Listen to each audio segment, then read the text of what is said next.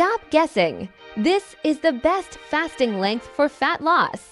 What if everything you thought you knew about fasting was only half the story? You've heard that skipping breakfast burns fat. That 16 hours is the magic number, or that longer fasts melt fat like crazy. But the truth is, your body transforms hour by hour in ways most people don't understand. A 12-hour fast doesn't do what a 16-hour fast does. And a 36-hour fast takes you into an entirely different metabolic world. Today, we're going to break down exactly what happens at each fasting length so you finally know which one actually burns the most fat and which one is right for your body. Stay with me. This is where fasting finally makes sense. Fasting has become one of the most popular tools for fat loss, metabolic health, and longevity. But with so many different fasting lengths being promoted everywhere, 12 hours, 16 hours, 24 hours, 36 hours, alternate day fasting, extended fasting, it leaves people wondering the same question: which fasting window is actually the best for burning fat? Millions of people try intermittent fasting every year, but most are confused about what happens inside the body at each fasting stage.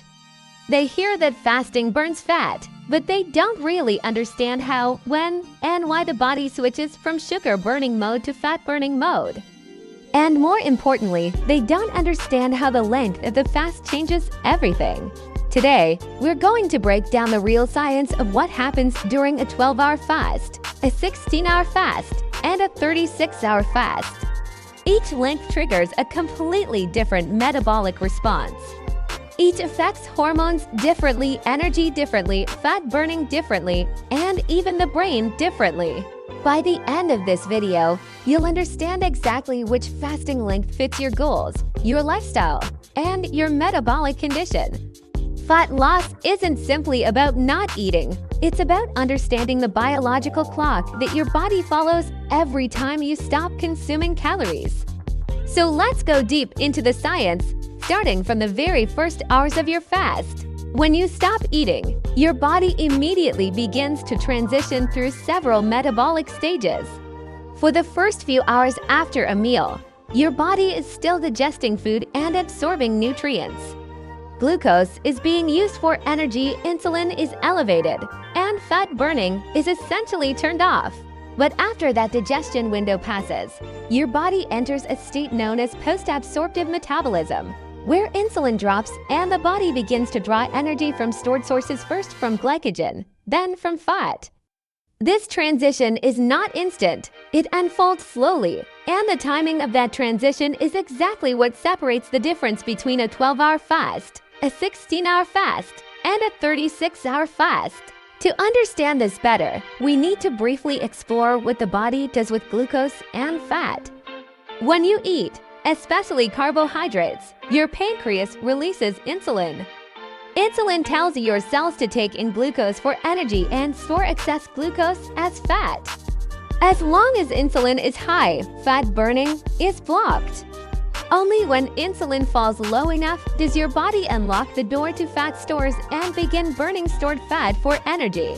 This is where fasting truly becomes powerful, not because you're starving, but because fasting creates the hormonal environment required for the body to access stored fat that is otherwise locked away. With that foundation in mind, let's analyze the fasting lengths one by one. The 12-hour fast is the easiest and most natural form of fasting. Many people do it without even realizing it by simply finishing dinner at 7 p.m. and eating breakfast at 7 a.m. But what actually happens during these 12 hours? Last meal, insulin remains elevated enough to keep fat burning low. Around hour 9 or 10, insulin drops significantly and your body begins to switch into a lower insulin metabolic state.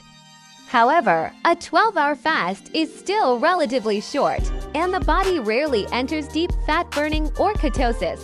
The benefits mainly include reduced late-night snacking, lower average daily insulin exposure, a mild increase in fat oxidation, support for circadian rhythm. A 12-hour fast is a great starting point for beginners or for people trying to stabilize their eating patterns. It nudges the body toward fat burning but doesn't push it far enough to cause dramatic metabolic changes. For fat loss, it works but slowly. It's ideal for people who don't want lifestyle disruption, but it's not the level where most major fat-burning effects occur. The 16-hour fast, the fat-burning sweet spot. Now let's move into the fasting length many people swear by, the 16-hour fast, commonly called the 16 to 8 method. This is the point where the body crosses a major metabolic threshold. By hour 12 to 13, your body begins using stored glycogen for energy. By hour 14 to 15, glycogen is significantly depleted in most people. Insulin drops even lower, and the body starts shifting into fat-burning mode. But by hour 16, something special happens. Your body begins producing more ketone bodies, signaling the start of metabolic switching. This is when people often report increased energy, better mental clarity, reduced hunger, improved fat oxidation, better insulin sensitivity. Why does this happen? Because 16 hours is typically the minimum amount of time needed to reach regular fat mobilization. It's long enough to bring insulin down significantly, yet short enough to be manageable for most lifestyles. This is why millions of people find 16 to 8 fasting effective. It's a sustainable window that consistently promotes fat burning without pushing the body into extreme stress. Default text if your goal is steady, sustainable fat loss with clear metabolic improvements. The 16-hour fast is often the ideal balance. The 36-hour fast, the advanced metabolic reset. Now we enter a different realm entirely. A 36-hour fast is not just a longer version of a 16-hour fast. It puts your body into an entirely different metabolic state. By the 24-hour mark, glycogen is almost fully depleted, and ketone production rises sharply. Growth hormone increases dramatically, sometimes up to 5-fold, to preserve muscle tissue. Insulin hits its lowest point, making fat burning extremely active. Between hours 24 and 36, your body starts tapping into deeper fat reserves. You may also begin to activate autophagy, a cellular cleanup process associated with longevity, detoxification, and improved cell repair. During this period, fat burning becomes the dominant energy source. Hunger often decreases due to ketones. Inflammation may drop. Cells begin repairing damaged proteins. Energy becomes more stable.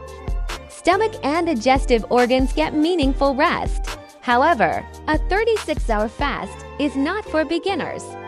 It requires adaptation, proper hydration, and knowledge of electrolyte balance. When done correctly, it can accelerate fat loss, improve insulin sensitivity, and trigger deeper metabolic healing. But it's not necessary for everyone, and overuse can be counterproductive. Which fasting length burns fat the fastest? Here's the straightforward answer. 12 hours, light fat burning. Good for beginners or maintenance. 16 hours, strong fat burning. Ideal for sustainable fat loss, 36 hours.